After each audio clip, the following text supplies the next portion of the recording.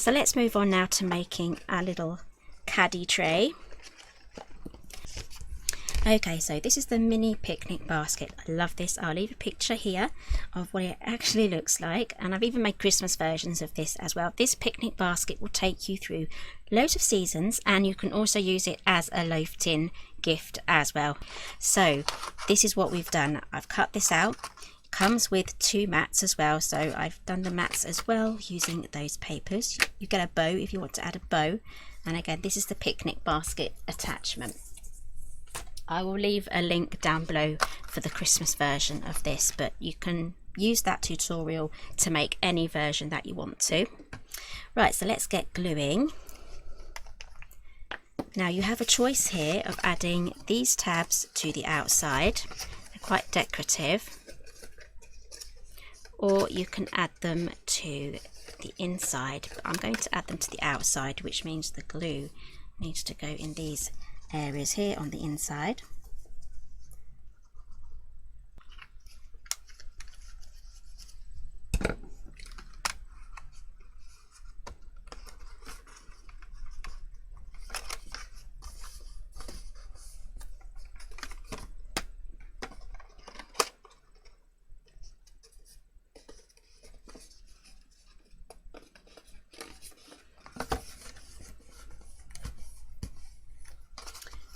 Okay, there we have our tray done.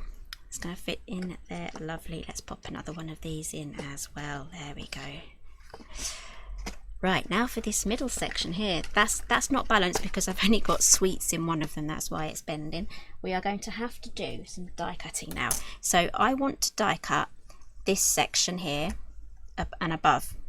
That is what's going to help create our bit for the centre. So let's grab some pink card that matches our loaf tin. Okay, that's kind of what I want to keep. This is going to become a tab for us, and I'll be showing you exactly how to do this step by step now. So I'm just going to cut that off, and that is how we are going to run this through the machine.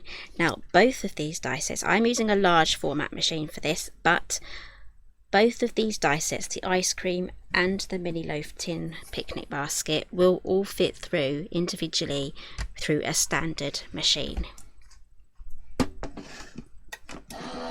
So we're going to take these sections off completely. So you should now have something that looks like that. And then we're just going to fold this score line in.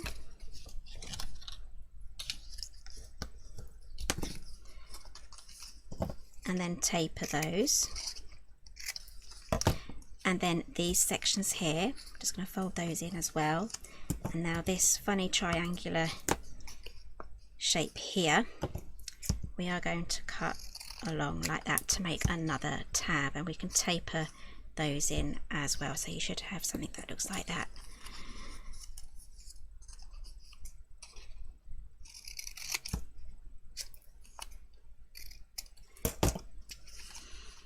Okay, so we're going to have one going this side here. If you do need to trim one off, one of the little points off there, because these are slightly longer than the side pieces. So that will fit on there nicely. Do the same on the other side. So we're going to have one going each side. So one at the back and then one at the front. So get those glued down.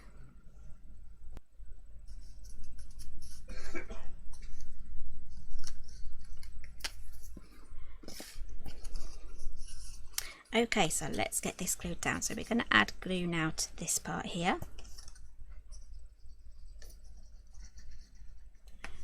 And then to this edge here. And then to this outside edge to this one. And then we're going to place this in the centre of the loaf tin.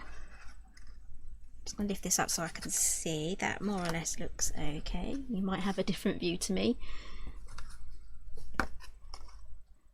Using the glue does help kind of wiggle it about a bit. Okay, that looks good. And then we can press those in. And now to make our handle, we can simply just use our paper trimmer for this one. So I'm sticking with the same coloured paper so it all blends in. We need to cut a rectangle that measures 2.5 by 3 inches. I'm going to be using, oh, this is the first time I'm using this. This is the new A5 trimmer from Creative Craft products. So I'm going to cut this at 2.5. Oh, that's wonky actually. I'm going to go a bit, I cut this edge with scissors, so I'm going to create a new straight edge. It's going to be 2.5, and then the next one is going to be 3.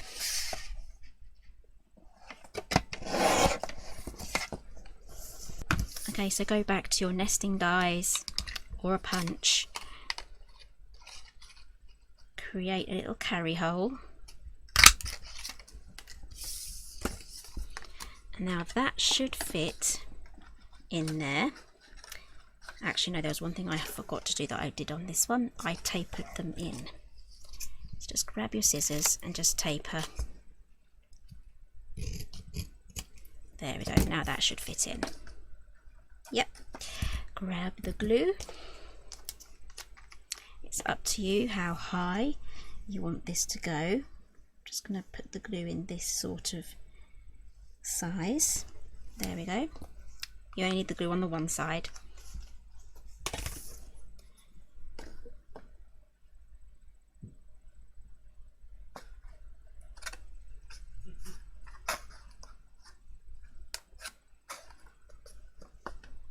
And if you want to, you can round the corners before you pop it in there as well, just to create a different look.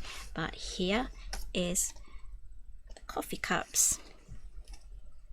I need to make another one now, and it's little Caddy to go in. How cute and sweet are these? They are just so adorable. So if you like this one, give me a thumbs up.